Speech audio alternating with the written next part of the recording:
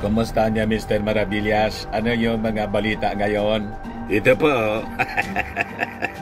Tingnan natin kung ma-stop mga kababayan ni Kibbs yung investigation. Nagpapagang mga balita at pagtalakay sa mga isyu na lipunan. Bulsa! Opinyon, banat at paglalantad sa katotohanan. Bulsa! What you see is what you get. You decide. Namimiligro mga kababayan yung istasyon ni Kibbs na mas matulad po sa ABS-CBN. Bakit niya, Mr. Maravillas? Nasobran kasi ng yabang. Ayun, ipapatawag sila ng Congress dahil daw sa pag-spread ng fake news at isasama na rin mga kababayan yung franchise niya na i-review. So, yan po yung mga balita ngayon. Sabi dyan, SMNI Kibuloy should attend House inquiry on 1.8 billion travel fund claim. Network is accountable. Sabi po sa Manila Bulletin, House Executive says alleged 1.8 billion speaker's travel fund does not exist. Fake news anya. Ito na investigasyon ng Congress. Pero nagyabang pa po mga kababayan si Kibbs tulad ng kanyang kaibigan na si Maudigs. Huwag nyo anya kaming takutin na tanggalin ninyo ang SMNI. Iyan Kongreso po ang may power na magbigay ng franchise. Exciting anya, Mr. Maravillas, ang mga susunod na kabanata. Talagang exciting po. Pero sabi ko nga po sa inyo mga kababayan, ang lahat ng problema nitong kampo ni Maudigs, pati ng kanyang kaibigan na si Kibbs, sila man lang po yung may gawa. Nasobran kasi si Yabang. May kasabihan po tayo, may nasusulat. Itong si Kibbs, basa ng Bible, pero nakalimutan niya yung nasusulat. Ano niya, Mr. Maravillas, yung nasusulat? Sabi po sa Bible, He who humbles himself shall be exalted, and he exalts himself shall be humbled. Nakalimutan ni Kibbs, dahil niya siguro, Mr. Maravillas, sa sobranan niyang yaman. Pumasok na sa tuktok ni Kibbs yung sobrang yaman. Malamang po. But before ko mga kababayan ibigay sa inyo yung full story, click subscribe muna dito sa ating YouTube channel and hit the notification bell para lagi po kayong updated sa mga kaganapan dito sa ating bansa. Like and share na rin po ninyo ng ating video. At huwag na rin po ninyo na skip yung ating mga commercial ads para tuloy-tuloy lang ang pag-unlad ng Bagong Pilipinas. Ito mga kababayan si Kibbs. Sabi niya, huwag nyo kaming takutin na tanggalin ninyo ang SMNI. Pag yan na ginawa ninyo, talagang masama kayo kasi ayaw ninyong makinig sa tama. Magpasalamat kayo sa bansang ito. Mirong hindi natatakot magsalita ng totoo para mag-guide ang ating bansa, hindi malugmok sa kadiliman. Kayo ang naglulugmok sa kadiliman kasi imbes tumulong kayo sa pagpaunlad ng ating bansa, tingnan ninyo ang inyong ginagawa. Nanggugulo kayo at nagiging mouthpiece pa ng China kasi yung programa ninyo gikan sa gikan sa masa pala. You see?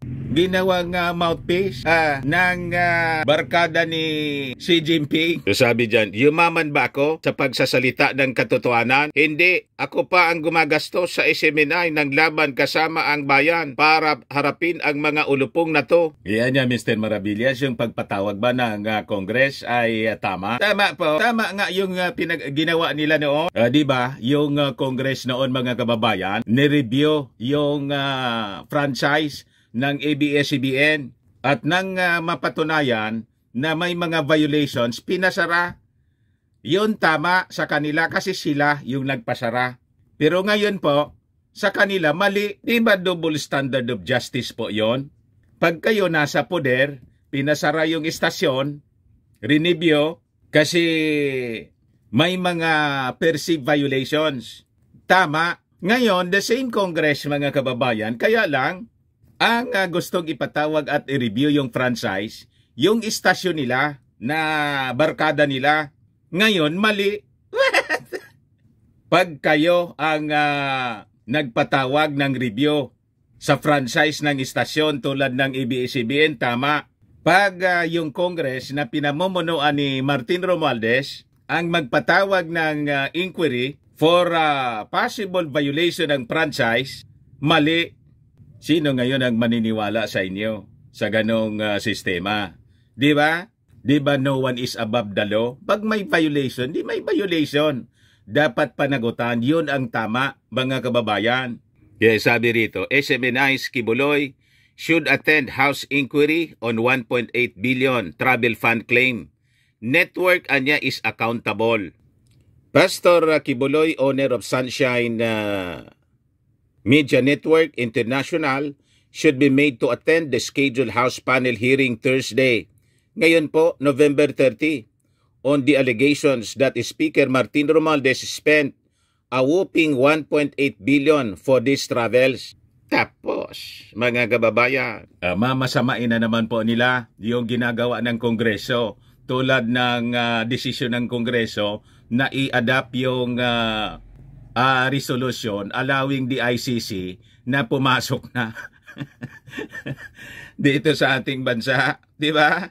So ito mga kababayan, kasunod ng akusasyon ni Kibuloy or aligasyon that Speaker Martin Romualdez spent a whooping 1.8 billion for his travels. O ngayon, sabi ng Kongreso, di kailangan anya kung saan anya nang galing yung kwento ninyo, patunayan ninyo dito sa harap ng Kongreso. Tama? Kasi sabi po ni Deputy Majority Leader Quezon 2nd District Representative David J.G. Suarez, fake news anya yung pinapalaganap ninyo. Di ba? Lumalaan niya Mr. Maravillas. Hindi man kasi po pwede na basta sila manira ng manira. Di ba ona? Yung buong Kongreso, siniraan na siniraan. Dyan po sa SMNI ni Maudigs, tinawag na pinakang bulok daw na institusyon ng gobyerno. Kasi duda ng duda na si Martin Romualdez tatakbo po na Pangulo ng ating bansa. Hindi anya yan mananalo. Di tumakbukan niya, hindi anya yan mananalo sa Leyte. Ikaw kasi Mr. Maravillas, yung pasimono niyan, di ba? Joke man lang po. Pumunta kami ng Leyte po to check kung talagang tatakbo si Martin Romualdez. Ano sabi doon? Wala mang announcement. Walang sinasabi si Martin. Tutok na tutok po sa trabaho si Martin. Dahil sa duda nila, ayan ang ginagawa nila. Pati yung mga minions, mga kababayan ni Inday, ni Maudigs, yung mga DDS vloggers, inaaraw-araw po yung paninira. Kay Martin Romualdez. Nya naman po ang problema kung halimbawa magdesisyon si Martin na tumakbo sa 2028. Wala bang karapatan yung tao na mangarap na maglingkod sa buong Pilipinas? Wala man nagbabawal po na batas. Qualified siya. At saka, kayo, tumakbo kayo. Buong family. May sinasabi ba yung kampo ni Martin Romualdez? Di ba wala? At saka, pumunta mga kababayan kami doon sa Tingog Party List Headquarters. O, tingnan ninyo to. Hanggang ngayon, yung tarpaulin po ni Inday, nakadikit doon. Kahit na si Inday po, hindi na kinikibo si Martin. Kinakamayan siya nang dumating sila galing Amerika. Umiwas. Inis na ni Inday. Pero despite that, mga kababayan, hindi nagtatanim ng sama ng loob si Martin Romualdez. Nandyan pa rin, mga kababayan, yung tarpaulin ni Inday. Habang naghanda sila ng pantulong sa Burungan Eastern Samar. Yung mga biktima po ng pagbabaha. Pero yung kampo ni Maudigs po, banat ng banat kay Martin Romualdez. Kita ninyo kung sino ang may masamang ugali talaga. What? Pero dikit sila ni Pastor Kibbs, hindi siguro pinagsasabihan na hindi tama ang ginagawa ng pamilya Duterte. Yung manira ka ng manira, hindi ka man inaano. Di ba? Sige lang kasi ang duda, natatakbo si Martin. Kaya nga po, sabi ko doon sa mga taga-Tacloban, buti kako, sulsulan na namin si Martin. Kasi yun ang akusasyon sa kanya, natatakbo, kaya ikot ng ikot sa buong Pilipinas. Patakboy natin para, sabi nga dito sa amin, biyo pa. Iranya, Mr. Maravillas, personal assessment mo, tatakbo ba si Martin o hindi? Wala man nga pong sinasabi. Kahit nga doon sa Tacloban, in-interview namin yung mga tao doon, walang announcement, walang parinig. Kasi nga po, napakalayo pa yung 2028. Ang susunod na election po, midterm election, local, senatorial, congressional, local elections. Hindi pa man po presidential. Yan kasi walang tigil kayo sa kadududa.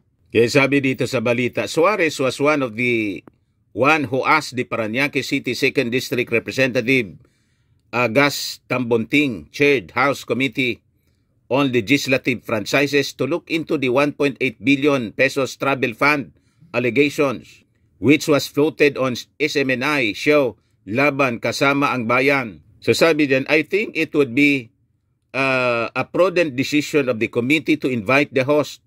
And I even impose this challenge on them. Name your source, sabi po ni Suarez. So sabi po niya, I feel niya that both the network tapos the host ay accountable sa pag-spread ng fake news. Kasi niya, unang-una, pinalabas po ito sa show nila. Pangalawa, as journalist, responsible sila. Dapat bago nila maglabas ng kung anumang news article o news report, it has to be validated.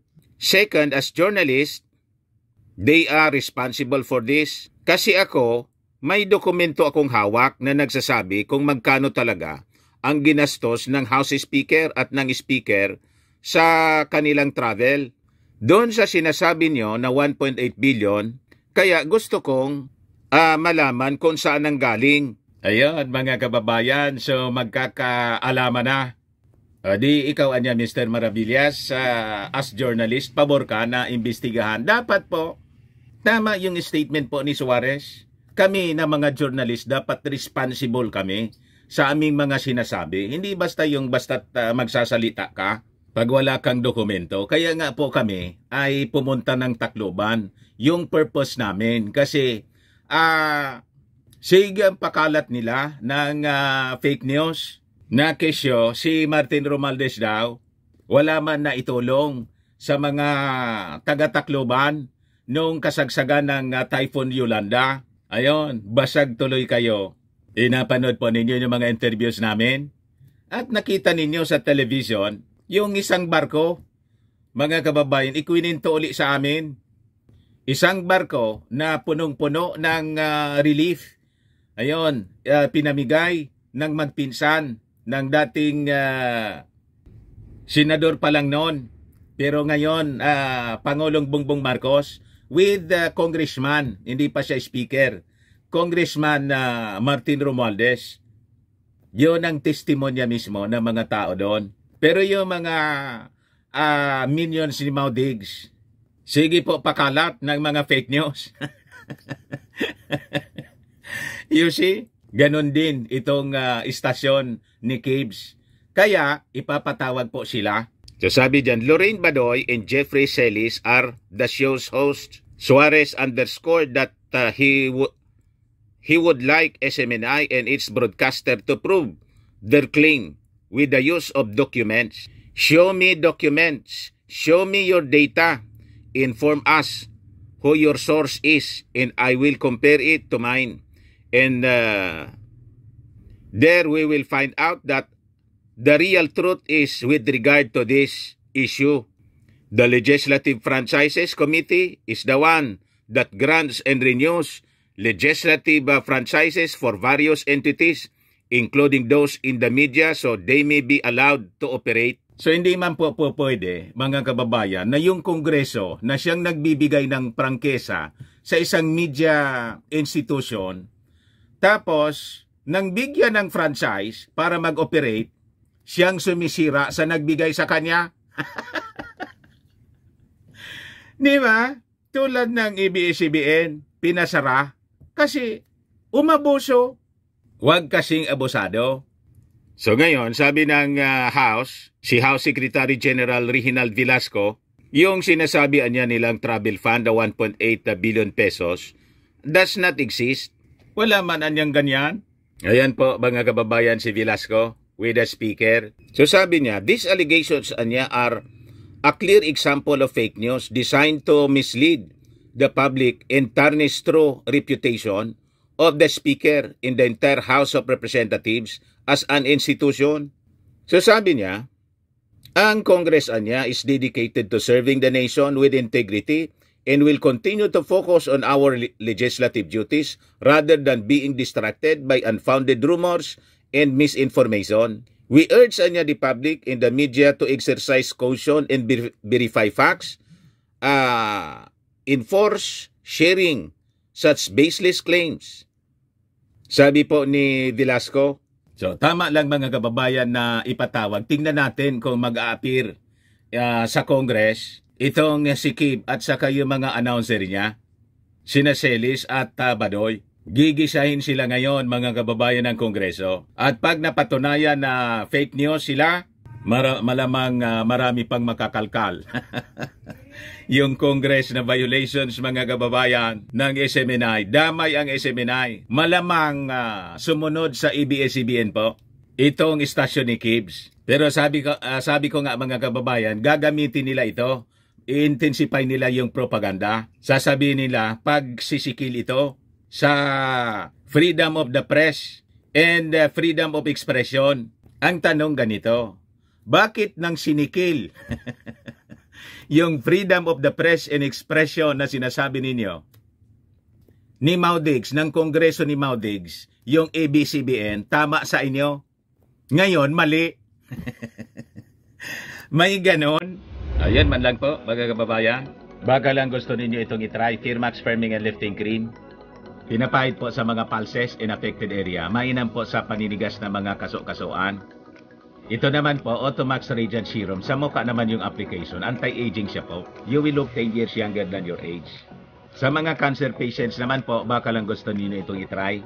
Nengxia Red Mixed Fruit Drink. Hindi man po siya gamot, food supplement siya. Kaya lang, gawa siya mga kababayan sa goji berry. Yung goji berry may anti-cancer properties. Ayos pa. O yung mga inquiries ninyo, dumiretso na lang kayo sa aming messenger sa Facebook para masagot namin agad. Ako po si Dante Maravillas. Bye-bye. God bless. Sa mga naghahanap pala po ng clean and spacious fitness gym, bisita lang po kayo sa aming Colossal Fitness Gym.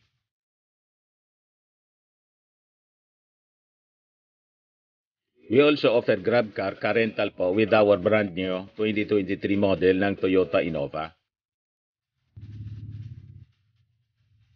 Also accept booking for those who are planning to travel via PAL and Cebu Pacific and other airline companies, local and international po. And bills payment for Meralco bills, PLDT, etc. Ang Colossal Fitness Gym is located at 3rd floor Security Bank Building, Landco Business Park, Legazpi City, Albay. For inquiries, look for Gilon Maravillas. Contact number 0966-802-0949.